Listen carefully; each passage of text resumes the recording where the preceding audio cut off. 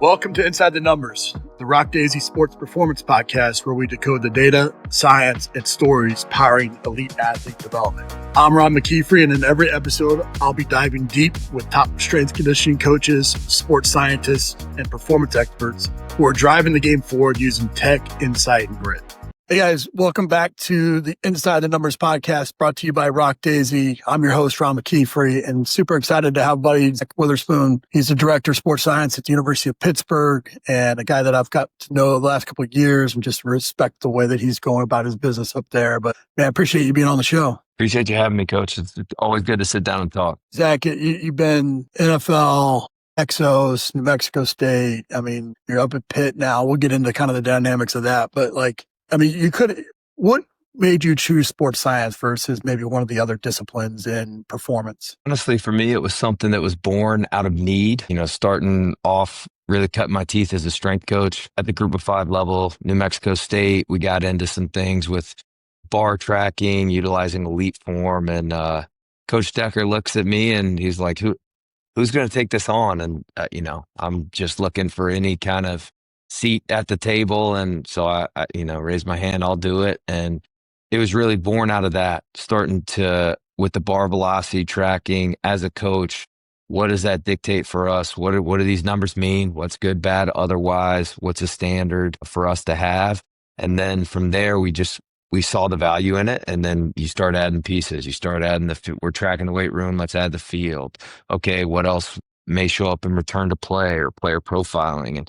And you kind of acquire these skill sets just out of necessity over the course of your career. I think it's something that especially for the young coaches that are out there listening, it's something that when you're trying to differentiate yourself in a crowded marketplace, those additional skills, either in sports science or nutrition or mental health or those types of things, it helps separate you. And, obviously that was part of your career, but you're at Pittsburgh now. Pittsburgh's a unique place in that there's a real strong tie-in to the academic side of things. And you're leading the department, even though, you got a major football program, major basketball program, the whole deal. Talk a little bit about the structure there at Pitt and how you've kind of set that up. Yeah, it's something. Stephanie Mock did a great job building this. It was a very grassroots thing that started off being born out of a PhD program that became a director of sports science. And then they have the master's program now. And those are really your hands and feet as far as data collection goes. That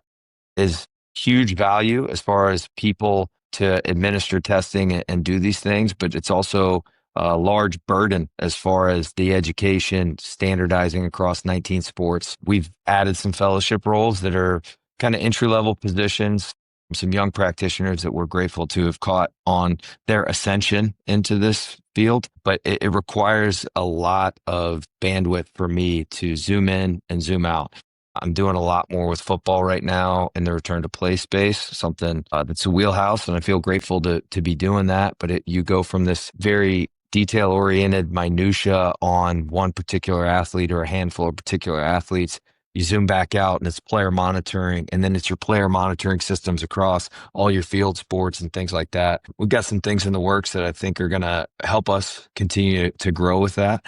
But it's a great place to work because it's got a huge brand behind it. People who have come before me have done a great job here, but it's definitely something that we're working to grow and build upon for sure. It's one thing when you kind of go from maybe being an assistant to all of a sudden you're the director or something like that, and you realize that writing the programs and doing that kind of stuff is the easy part, but managing time, people, and resources really becomes the hard part. And then to do that in a field that really isn't quite defined yet and it's still emerging, you've taken on that. And so what are some of those processes and systems that you had to kind of put in place to be able to deliver that quality of care across the board? Absolutely. So the first thing for me is defining what sports science is for us at Pitt, who we are in terms of a department. And we view us as a support role to the support roles. You're going to be a utility player in a lot of different sport environments, but we're not necessarily a brick in the wall. We try to be the mortar in between the bricks. And so I think setting that level for everybody so that we understand that we're here to serve humbly, but we're going to be doing a variety of different things, and that's going to require communication and collaboration. So then that is our second piece. what do our communication processes look like? Some of our sports have daily performance meetings. Some of our sports have weekly. Who's going to be present? Because obviously I can't be present at all of those. And then what is the communication going to look like when maybe we're stretched a little thin from a staff standpoint? Those are the big things for us. And honestly, it varies a little bit sport to sport, but then we've stationed some of our staff members in key roles so that we understand that we're staffed certain ways at men's basketball, women's basketball, and women's volleyball here and football. And then our men's soccer program's a high level program as well. So we got to kind of make sure that our top tier programs are well taken care of. And then we want to do things that are scalable. So these special niche projects, answering a scientific question in one sport environment is nice, but we need to do things that can span 2 or 3 groups. That's really how we focused the time allocation of resources with the way we're currently structured. I think this performance space in general, like people, what used to be kind of just handled by the strength coach in a lot of ways, or or sports medicine, where it's like you're a catch-all, your mental health, your data analytics, strength and conditioning, your return to play, or all these different roles. Like, what do you think a true performance unit in terms of positions? What should be the positions that are out there? Yeah, I think strength and conditioning obviously is the starting point. I think your sports medicine, however you want to structure that, I've seen it done a couple different ways with an athletic trainer, maybe a physio inside the sport environment, maybe both, or dual credentialed. Obviously, you've got your food piece with your dietitians, your nutritionists, making sure the fueling's right. I think that the mental side of this is something that continues to be underserved. And as much as sports science is being defined, that is also being defined. What is mental performance and what is mental health? And is it the same person providing both? And then, so that's one thing to navigate. And then I think that sports science is its own entity. We're fortunate here to have strength coaches that came up like I came up, who speak the language, have the skills. They help me a ton. And then it improves the collaboration piece. But I do think that in this day and age in performance, you need somebody who can serve and handle the large amounts of data and make them into insights. I think strength coaches nowadays, there's plenty to deal with as far as just taking care of the roster. And then some of these specific questions we need answered, having someone that's dedicated to that, I think that's critical. You mentioned like the insights, and I think that's the critical, like that's the capstone right there, is being able to take all the data, all the analytics, and interpret that for all the stakeholders that exist, and so how are you going about taking all this data from all these different tools and distributing that to, the head coaches, the athletes themselves, sometimes their parents, sometimes their agents now even, right? Like how you being able to disseminate that information? There's global reports that go out email, right? That are living in our reporting structure. It's kind of the constant buzz of information that our practitioners come to expect. Practice occurs. I'm going to get the report of what that happened, right? And then they know that if there's a certain testing going on during the day, that they're going to get that report going out as well. Those things are kind of automated. With our head coaches, I still have found that conversation is the best piece.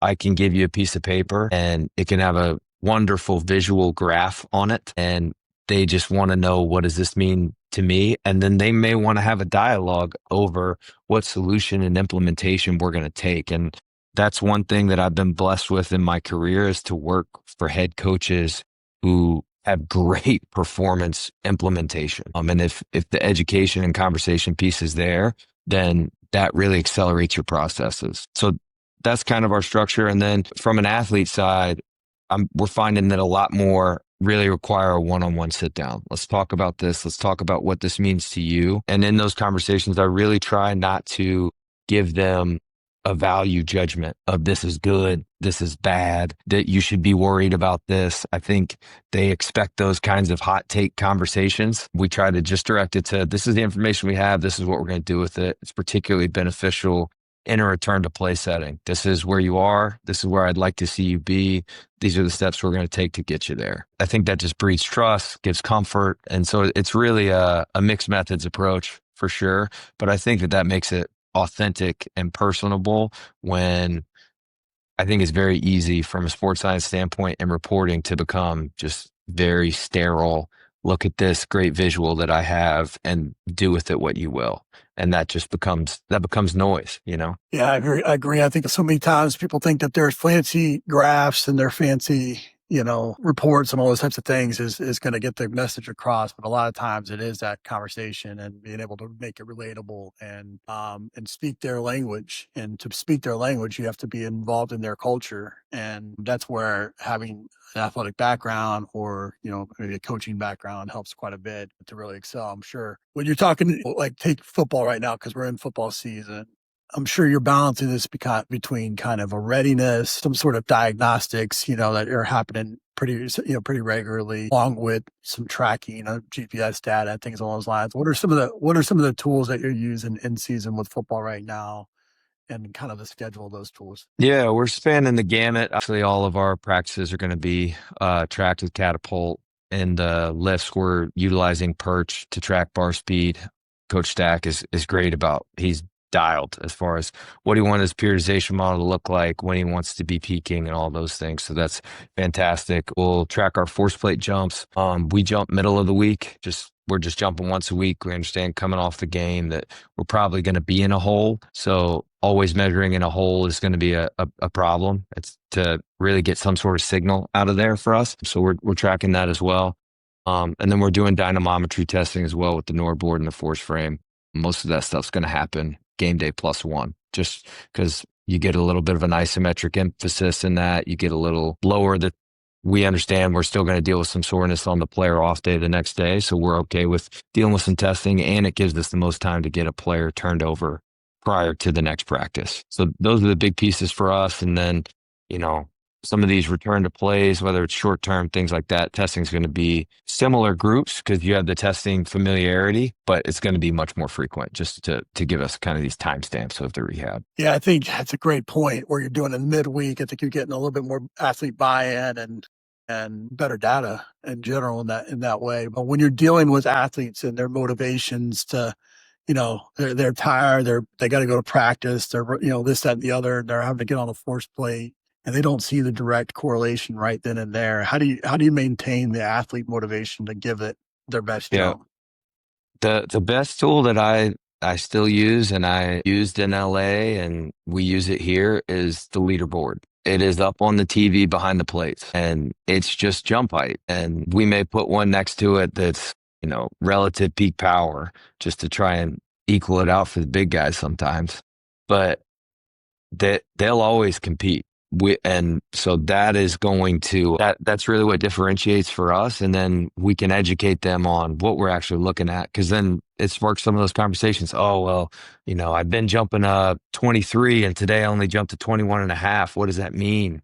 And it's not just about the jump height. We can go down the rabbit hole, but yeah, the leaderboard piece the competition piece is something that always drives intent for us. I think that's an important distinction there that I think a lot of people thought, there's a lot of people out there that when they're like, oh, your record boards are bad, because it's only recognizing the genetically gifted or, leaderboards or whatever. But I think, when you're trying to drive intent, and everything has a place. Everything in doses is good. It's when you put too much emphasis on one thing, like a leaderboard or a record board, that's where it becomes problematic.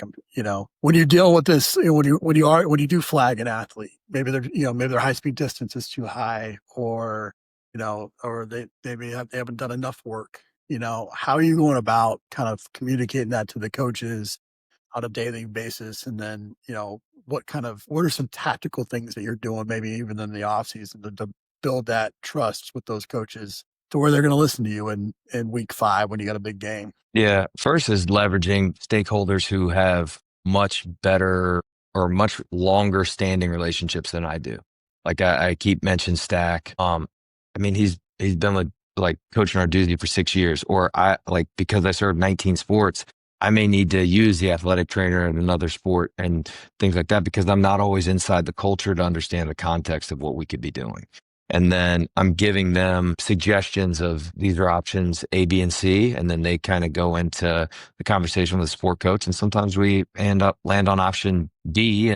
but it's just better than nothing. But if we stick with the football example, we see those things. We're going to immediately alert sports medicine staff and the strength staff to start some sort of recovery process. And we have obviously our flags for the reporting, but we usually know coming off the field when a player is going to be high, just with an absolute value relative to our norms.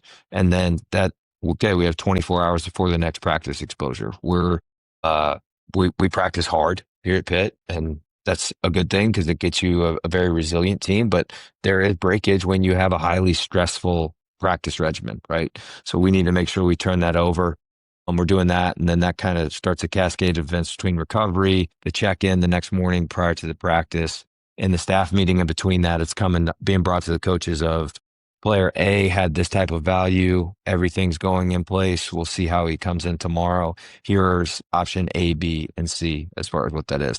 And that's really going with our highest level of player with the most mileage on them. Everybody else, it's very triage oriented. Get the recovery, get the fueling, help them with the prep prior to practice, and then their practice is going to be what it's going to be. Some of these guys who cover kickoffs, and that's all they do on Saturdays, that's just going to be the nature of their practice regimen, and that's what it's going to look like for now. And educating a player to that. So that's what we do. And then to your point about the offseason, I think that, obviously still a coach by nature and still doing coaching. So the preparation standpoint is huge. Having targeted values that you're aiming at, particularly from an intensity standpoint. But we have our volume metrics that we want to see players be able to achieve as far as a measure of, call it fitness for lack of a better term. Training to that, using that, even in the player-led practices, PRPs, OTAs, whatever you want to call them, to show graded exposure over the course. That's where those conversations really are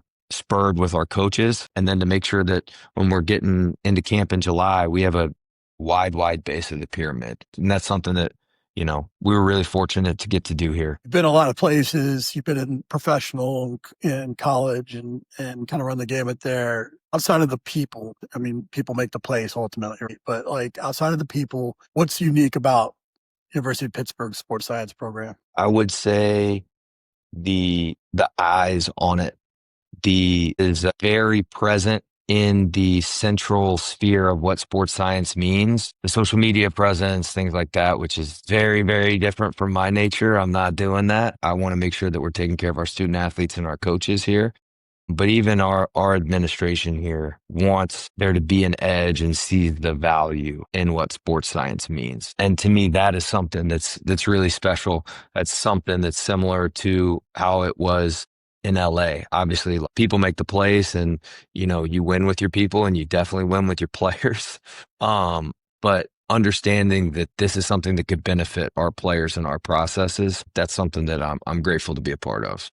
In that journey, you're bound and determined to make some mistakes along the way. Like what's one of the mistakes that you made in your sports science journey that you would help the younger version of yourself avoid? I love this soapbox. All right. Under stressing is the greatest. It is the greatest, not even close, the greatest mistake that I ever made. And I'll just be candid. We won a Super Bowl in 2021. It changes how you do OTAs in 2022. You're even still dealing with stuff going into training camp in 2022. And we were not stress tested enough in training camp. And I didn't do a good enough job making sure that we stressed enough. It blew up. And it's so easy because sometimes as the sports scientist, you go out there and strength coaches do this too. And you're just, white knuckling it through a practice. You're just hoping everybody makes it through okay, because you're so invested in it. So sometimes when you're under stressing, you lull yourself to sleep of, we're making it through. And we absolutely just blew up in the first quarter of the season. We had 3 consecutive soft tissue injuries in the same position room on 3 consecutive practice exposures.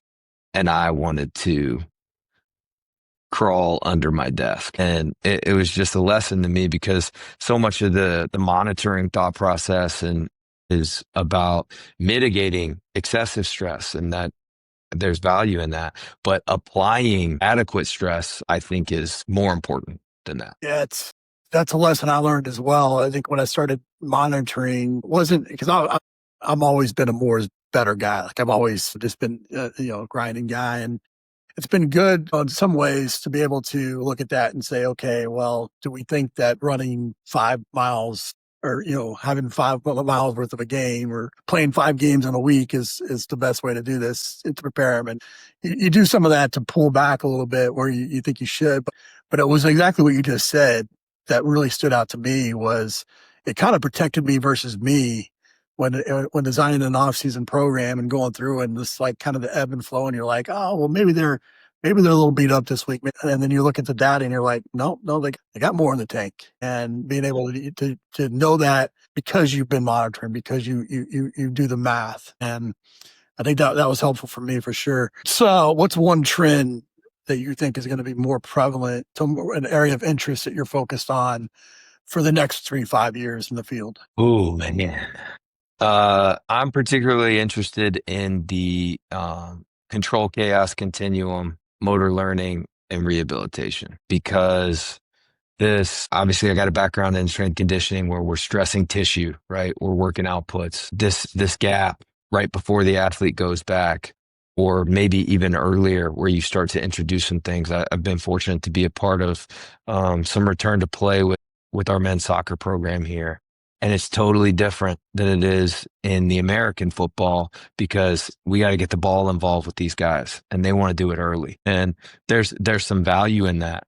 There's a lot less apprehension with the athlete. I think understanding those things and those conversations are beneficial. It's a scientific process as far as the motor learning things, but it's definitely a people-facing process, less so about the technology. With this field continually emerging and you're trying to stay in balance, kind of being that practitioner and in the weeds and working in the business with, vision casting and trying to, stay on top of emerging technologies and those types of things. Like, how do you structure your learning so that you can stay current to be able to provide the best service to your athletes and your coaches? It's a huge challenge. I heard Les Spellman answer this question one time, where basically he just dives in on a topic when the need arises, and he will just as much of that topic as he possibly can. And that works in my current ecosystem because I've tried where it's, right, Monday, I'm going to focus on data literacy. Tuesday's motor learning. Wednesday's going to be isometrics. There's a hamstring article that I want to read. And then all of a sudden there's this question that has to be answered. And I scrap all of it and then I'm off the process entirely.